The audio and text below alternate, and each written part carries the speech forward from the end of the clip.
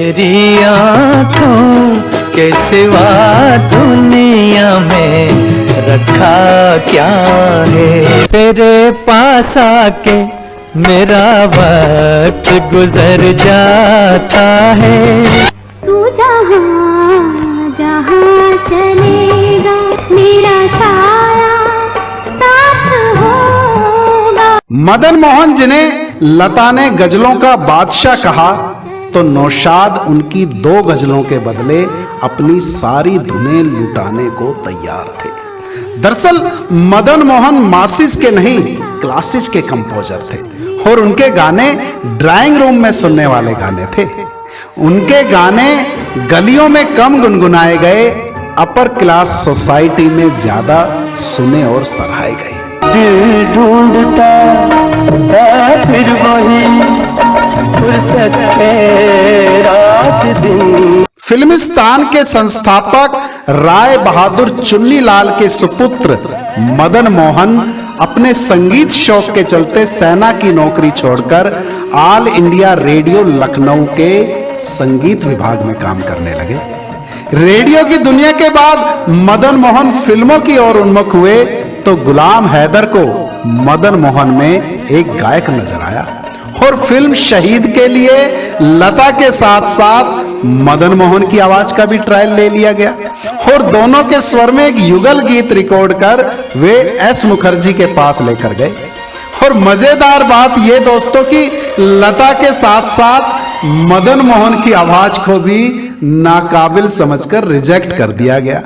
उस वक्त एस मुखर्जी को सपने में भी यह गुमान नहीं होगा कि आगे चलकर ये दोनों बॉलीवुड के संगीत की दुनिया में अपना खुद का आसमान रचेंगे। जरूरत है जरूरत है जरूरत है एक श्रीमती की कलावती की। दोस्तों यह भी दिलचस्प तथ्य है कि जब मदन मोहन और लता फिल्म शहीद के लिए अपना युगल गीत रिकॉर्ड कर रहे थे, तो मदन मोहन ने लता से वादा लिया था कि संगीतकार के रूप में उनकी पहली फिल्म में वे जरूर गाएंगे। लेकिन मदन मोहन के संगीत निर्देशन से सजी उनकी पहली फिल्म आंखें में लता कहीं भी नहीं थी। कारण यह कि लता मदन मोहन को राय बहादुर चुन्नीलाल का अमीर शौकीन किंतु कैजुअल लड़का ही समझ रही थी कि जो बस शौकिया इस क्षेत्र में उतरा होगा। उन्होंने मदन मोहन को गंभीरता से लिया ही नहीं, लेकिन आंखें के गीतों की लोकप्रियता ने उनकी आंखें खोल दी और उसके बाद तो जहां जहां मदन मोहन थे वहां वहां लता ही लता थी।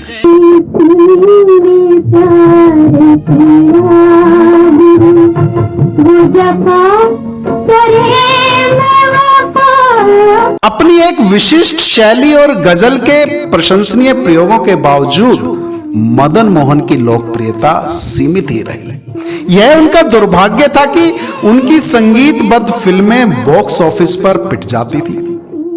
यह भी एक कारण था कि 6 दशक के मध्य में मदन मोहन ने उस जमाने के लोकप्रिय संगीतकारों शंकर जयकिशन और ओपी नैयर की शैलियों की नकल करते हुए कुछ हल्के फुल्के गीतों के सृजन से भी लोकप्रियता हासिल करने की कोशिश की।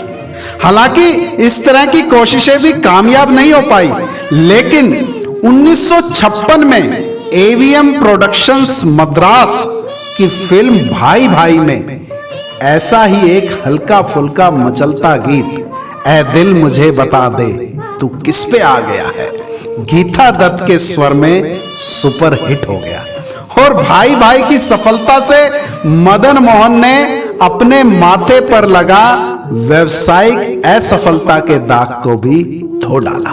ऐ दिल मुझे बता दे तू किस पे आ गया है। दोस्तों यह कहना बिल्कुल भी अतिशयोक्ति नहीं होगी कि मशहूर हीरोइन साधना की शहरी और उच्च मध्य वर्ग की लड़कियों के बीच की लोकप्रियता के पीछे साधना कट हेयर स्टाइल और ग्लैमर का जितना हाथ था उतना ही मदन मोहन के संगीत का भी था।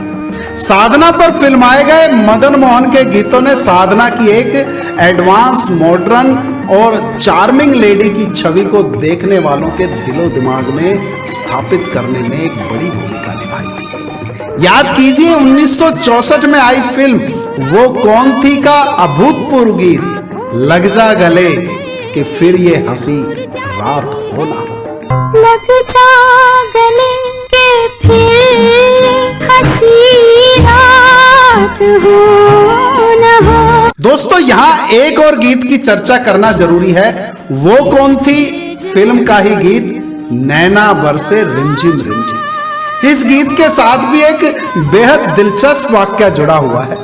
इस गीत को लता मंगेशकर की आवाज में रिकॉर्ड किया जाना था और लता के अस्वस्थ चलते रिकॉर्डिंग की डेट बार बार पोस्टपोन होती जा रही थी।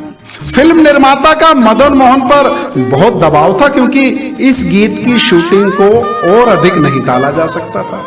इस पर मदन मोहन ने एक रोमांचक फैसला लेते हुए अपने ही स्वर में इस गीत को रिकॉर्ड कर दिया और जब शूटिंग के वक्त मौजूद भीड़ यूनिट के लोग बहुत हैरान थे क्योंकि कैमरे के सामने तो साधना होठ हिला रही थी जबकि फिजा में गूंज रही आवाज एक मेल प्लेबैक सिंगर की थी।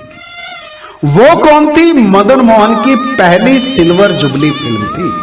हालांकि ये तमगा उन्हें 1956 में फिल्म भाई भाई के साथ भी मिल सकता था, पर निर्माता निर्देशक के झगड़े के कारण फिल्म बंबई के रॉक्सी सिनेमा से 23 हफ्ते बाद ही उतार दी गई।